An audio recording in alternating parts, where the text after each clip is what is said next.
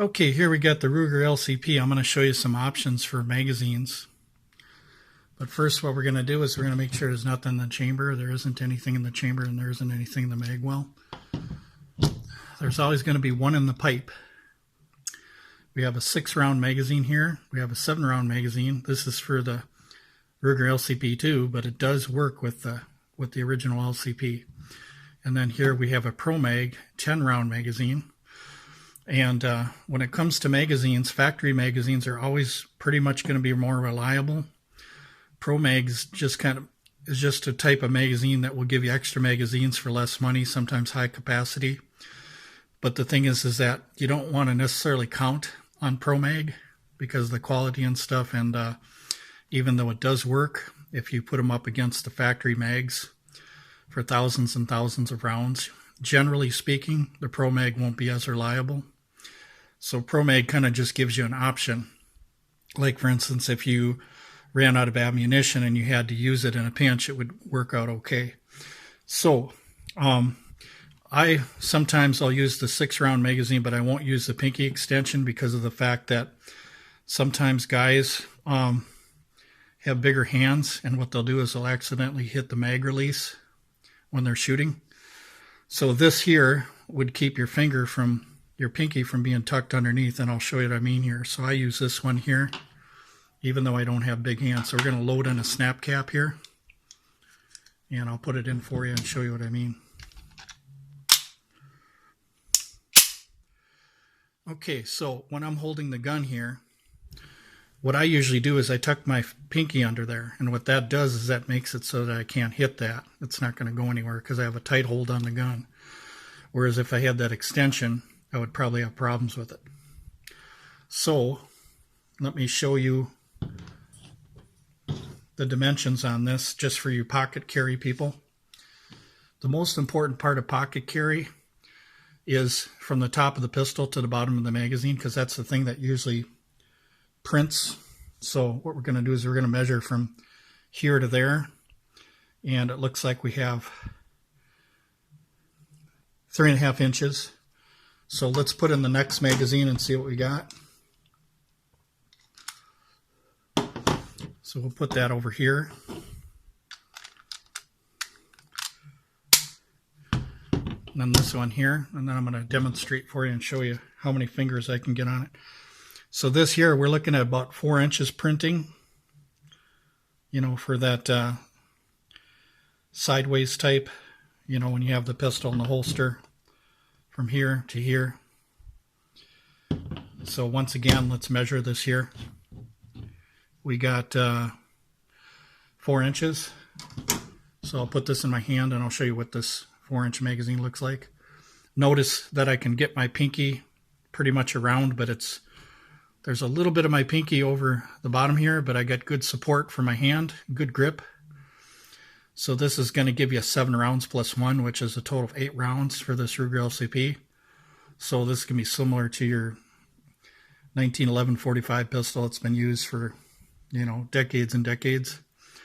So the thing with you is you have to make sure you use your ammo wisely when you're in a defense situation. The objective is to extract yourself from the situation while defending and while seeking cover. So the thing is that these pistols will get you out of a jam. They're very easy to carry because they're so small. And these are used with joggers a lot because they're so small. Because when you go jogging or the beach or something like that, it's actually pretty nice to have it with you. Okay, so here's the 10-round magazine. It looks kind of funny, but you do have full support with a little extra hanging out here. Now, if you're carrying this pistol, open carrier, let's say you're open carrying, you're going to notice that there's going to be probably some printing involved there. Maybe not, depending on what you're wearing. So what we have here is from here down to here, we have 5.5 inches. So you got 5.5 inches. So once again, this is the Pro Mag. This could be used for a backup magazine. So if you're going say with this magazine, 6-round magazine, you might want to carry a 10 with you. You might even want to carry all 3. It's up to you, whatever you can fit. But I think that most people can carry 2 6-round magazines, so that's 13 rounds. And if you can't get yourself out of trouble with 13 rounds, you got a serious problem. So that's all I got to say about that. But anyway, the thing is that with these pistols now, if you're shooting like for accuracy and stuff like that, you can actually stage the trigger and have fun with it at the range. And what staging the trigger is it's, even though it's double action only, what you're going to do is you're going to pull as much of the trigger through as you can, but stop at the wall. But the wall isn't going to tell you where it's at. So what you have to do is you have to kind of feel for it. So when I'm right there, I know that about a 1/16 of, or 1/8 of an inch from there, I know that it's going to, that I'm going to get a release of the hammer here. You see that? So you already know.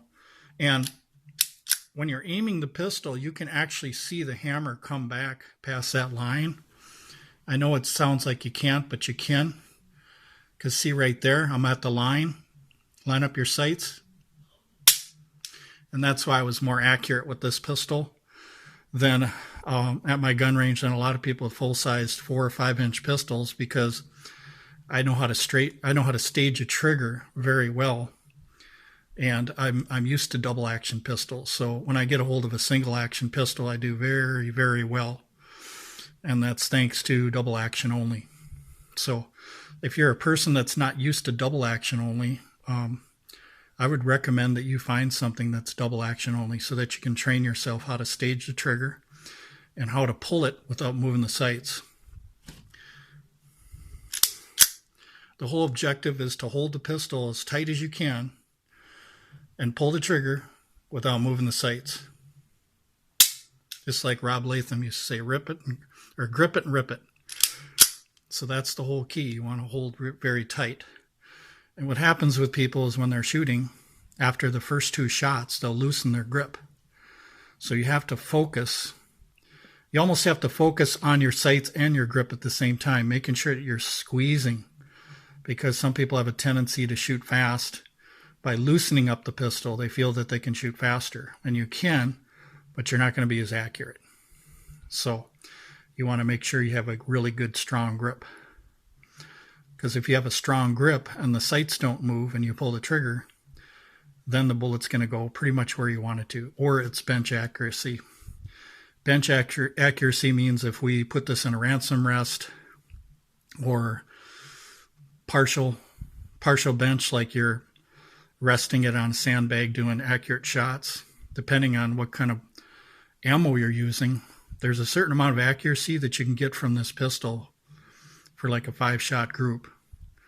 And what you want to do is, if you're just plinking and target practicing and stuff like that, that's fine. But what you want to do is, if you're carrying defense loads, you want to make sure you have the most accurate defense loads. I wouldn't go so much on expansion and penetration, even though it's important, finding a good bullet for this.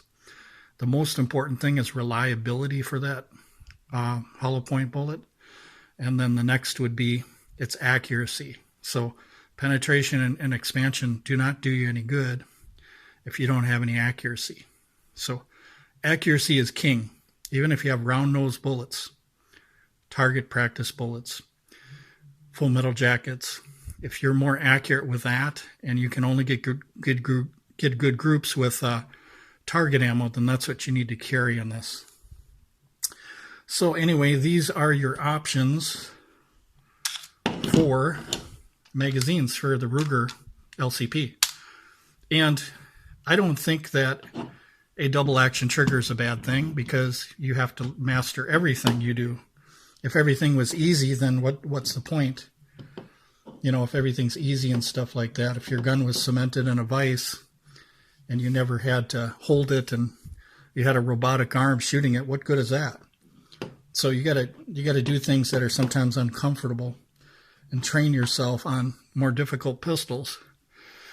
So that way you have a wide range of skill where you can use any pistol, any action type, and you can be very proficient with it, even though you're going to focus on what you carry the most. So if you carry this the most, then you're going to have to do run and gun and find a piece of cover and do some defense training with it. And it doesn't have to be all fancy and stuff like that. You know, you're not a SWAT team member or competition shooter or anything like that. All you're doing is using a piece of cover and making sure that you can make good vital hits to the heart and head at close ranges, and using your cover where if you have 3 targets, let's say, that you're not exposing yourself to targets number 2 and 3 before you finish that first target, meaning at least 2 vital hits to the heart or the head, or the 2-1 drill, which they call the failure drill, 2 to the heart, 1 to the head, whatever you want to do. But you have to remember, this is a 6-round magazine. So in some ways it's kind of nice because it'll have you changing mags and stuff like that. Although you want to make it difficult as you can. So sometimes it's nice when you're not changing mags. Some days it's just nice to have 6 rounds and build your drill around 5 to 6 rounds, and just seeing if you can have maximum accuracy and stuff like that. But anyway, thanks for watching, you guys.